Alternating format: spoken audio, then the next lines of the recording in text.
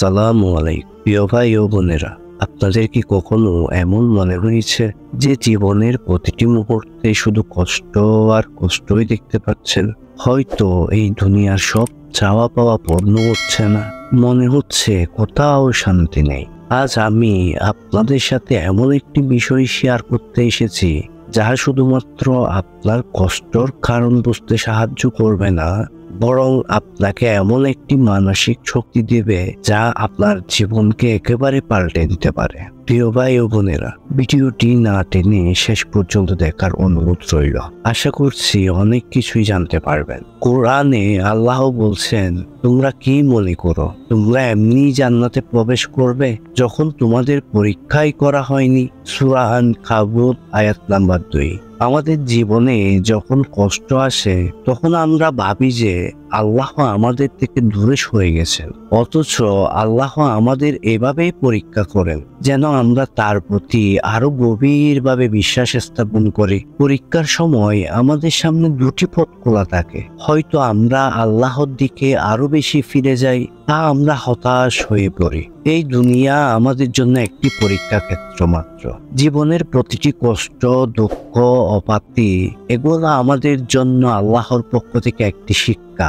আল্লাহ আমাদের কষ্ট দেন না, কিন্তু আমাদের জন্য একটি ভালো সময় নির্ধারণ করেন। আমাদের বিশ্বাস রাখতে হবে আল্লাহ সর্বদা আমাদের সাথে আছেন। তিনি বলছেন, নিশ্চয় আল্লাহ ধৈর্যশীলদের সাথে আছেন। সূরা আল বাকারা 153। মনে রাখবেন, হয়তো এই কষ্টের মাধ্যমে তিনি আমাদের জন্য এমন কিছু তৈরি করে রেখেছেন যা আমরা কখনো কল্পনাও করতে পারিনি। যখন আমাদের জীবনে দুঃখ আসে তখন সেটি আমাদের জন্য একটি সুযোগ হতে পারে আল্লাহর নৈকট্য অর্জন করার। হাদিসে এসেছে, নবী করিম সাল্লাল্লাহু আলাইহি ওয়াসাল্লাম বলেছেন, আল্লাহ যখন কাউকে ভালোবাসেন তখন তিনি তাকে পরীক্ষা করেন। সহিহ মুসলিম।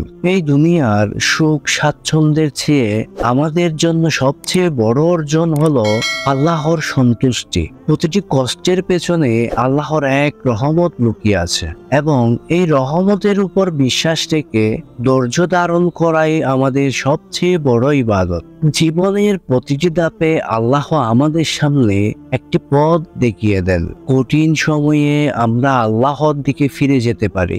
আমরা যদি আল্লাহর প্রতি আকুতি মিনতি করে দোয়া করি, তখন তিনি আমাদের প্রার্থনা গ্রহণ করেন। তিনি বলছেন, আমার কাছে প্রার্থনা করো, আমি তা গ্রহণ করব।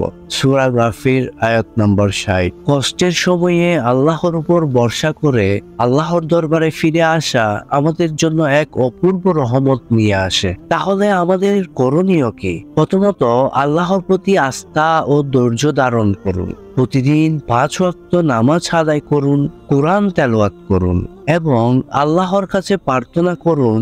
প্রতিটি কঠিন সময়ে আল্লাহর নৈকট্য অর্জনের চেষ্টা করুন।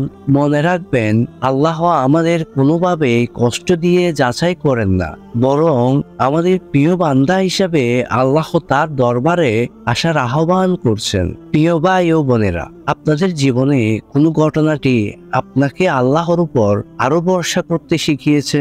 কষ্টের মুহূর্তে কিভাবে আল্লাহর রহমতের ছায়ায় ফিরে আসতে পেরেছেন? আমাদের সাথে আপনার অনুভূতিগুলো শেয়ার করতে পারেন। আর যদি মনে করেন এই ভিডিওটি আপনাকে সাহায্য করেছে, তাহলে আমাদের চ্যানেলটি সাবস্ক্রাইব করুন এবং এই বার্তাটি সবার মাঝে ছড়িয়ে দিন। আল্লাহ আমাদের সবাইকে তার নৈকট্য দান করুন। আমিন।